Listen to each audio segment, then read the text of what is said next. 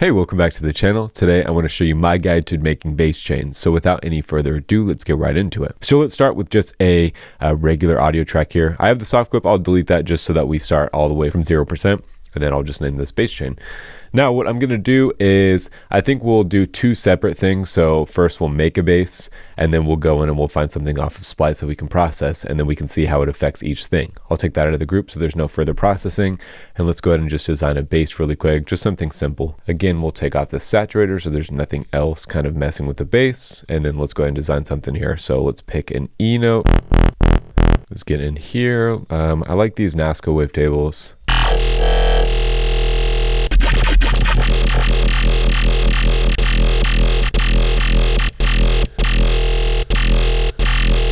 Maybe we can reverse that. Let's add some FM for some brightness.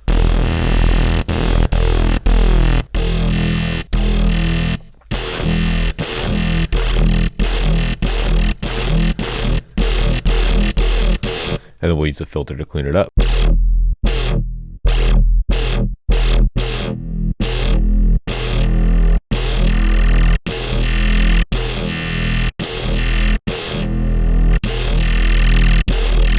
Let's try automating the levels instead.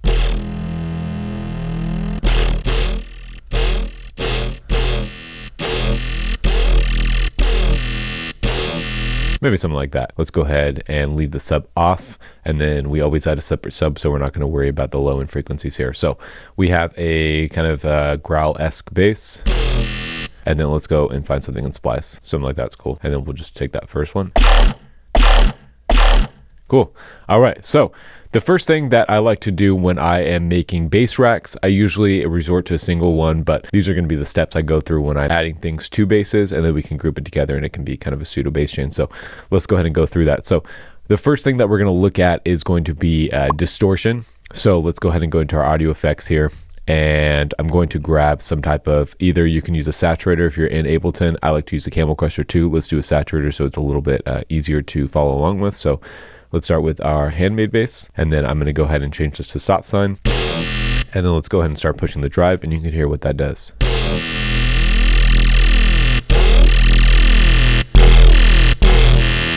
We get some cool distortion out of that. We can bring the output down, so like -10 or so. And then you can affect with this bass as well. That's going to have some more distortion to it.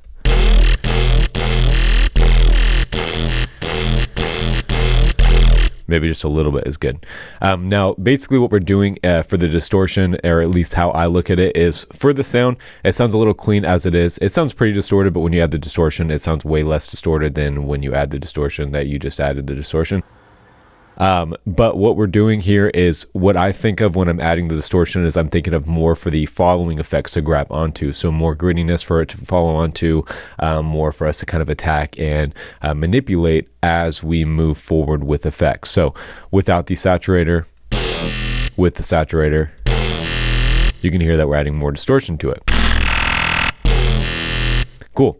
Now we do have some high end kind of in this sound. Not necessarily frequency, but more like tonality. So keep that in mind. We'll adjust that a little bit later. So saturator is going to be the first thing that I'm going to move with. It's going to be our distortion. After that, we're going to add some EQ. EQ can be kind of manipulated to where you want it to be, whether it's going to be before our following steps or after. It's going to depend, but you can always add multiple EQs. The EQ in Ableton that's built in doesn't use a lot of CPU, so don't worry about it. Take out some low end. And then if there's any like annoying frequencies that we hear, so we can take our little headphone tool here and we can move and see what sounds annoying. A little bit right there, a little bit of frequency.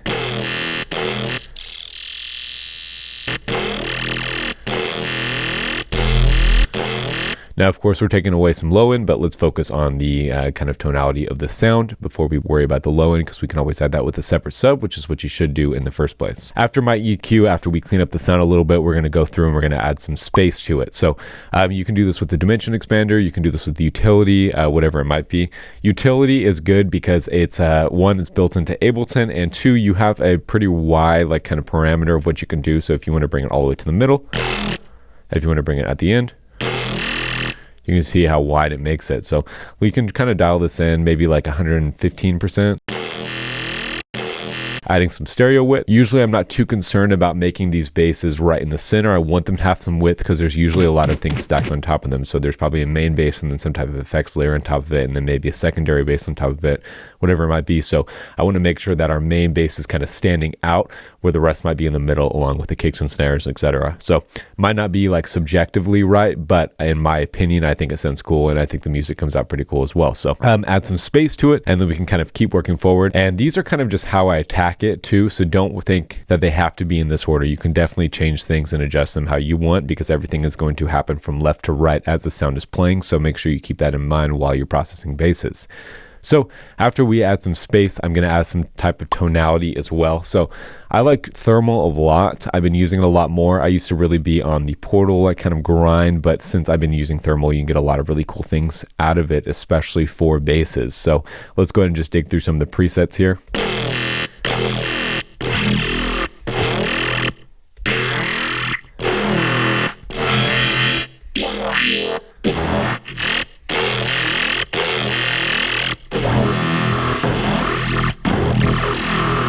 That one's pretty cool. Let's keep digging through.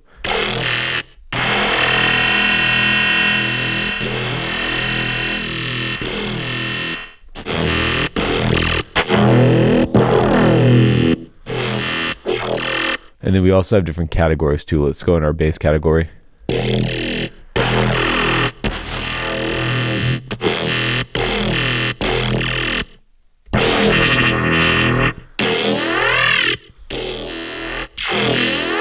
That one's pretty cool. Let's go ahead and drag our dry wet down.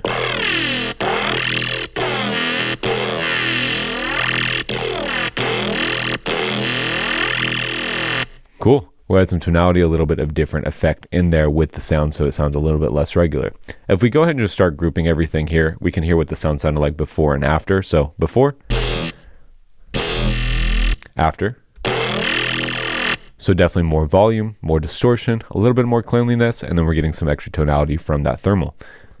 After the thermal, we're going to focus on some cleanliness. So let's try a vocoder for that. A vocoder is really cool. If you don't think of it as some type of tool and just for like vocals, definitely change that mindset, because you can definitely get some cool effects out of it. So let's go ahead and just start digging through it. So how it comes default is going to be in this noise mode. Your hands is going to be off. I have mine set a little bit differently. So what I'll do here is I'm going to set my bands down. I think that'll provide us with a cleaner sound. And then we'll start messing with our depth.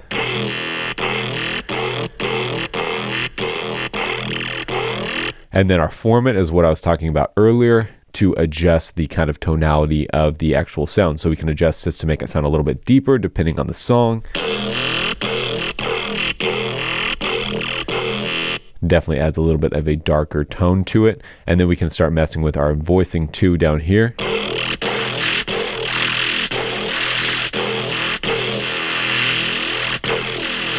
Bring some high end back, but I think it like doubles the sound, so it makes it sound a little bit more full in comparison to without it. And then we can of course dial our dry wet and our release. I'm going to bring the release down.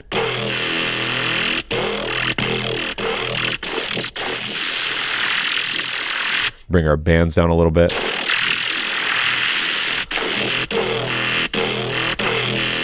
Without, with. So just cleaning up the sound, there's not as much going on. That vocoder is kind of just splitting it into these bands, so it sounds a little bit cleaner. And then after that, we can compress. So let's go ahead and go into our effect tab here, and then I like to use this multi-band compression preset. Dial in our high a little bit. That way we're kind of squashing the sound and there's not really a peak to it. It sounds pretty consistent, just like this bass example down here. So that's about all I would do for the bass chain. It's going to depend on the basses, but for a pretty simple example like this, you can definitely get away with these steps. Change it depending on what the song style is, or what you might be thinking that the bass should sound like, but these are basically the main things. If you want, you can also add an EQ at the end just to make sure no low end is coming through, because you are going to be adding a separate sub, hopefully. So if we go ahead and we open a separate sub here, let's go ahead and pick this one. And then if I drag the same note down below, make sure the octave is right. Cool. If we go ahead and stretch this back up and we play the sounds together, And then of course, if we solo our top one without the effects, with the effects. Of course, dial back that high end if it's a little bit too high for you, but again, with that sub, sounds way better with all the effects going on than it does without. And again, adjust to your preference and to how the song is going to sound. So if we go ahead and we try and see how this sounds on our sample that we pulled from Splice, let's go ahead and turn it off without, with. So that would definitely be cool as a wobble bass with something below or on top of it. If we actually kind of shift this and then we shift this one over a little bit, we can get a little pattern out of it. And then of course, duplicate our sub to go below it as well. I think this note was a G, no, a D. And then let's copy our sub from over here, copy it over a little bit and then adjust. Cool. So again, we're taking out that low end, but you're replacing it with other elements. Again, if we look without it, with. So definitely get a way different effect out of it. You can't even tell that it's the same sample. Again, we're layering, we're adding subs, we're adding different things. So don't think, oh, this sounds too crunchy or whatever, because you can always layer things. That's one, how you get your own sound. Two, how you can make something sound different. That way other people can't copy it. And then three, you get in the mindset of layering things so you can come up with different sounds. But again, that's how I would go about doing it.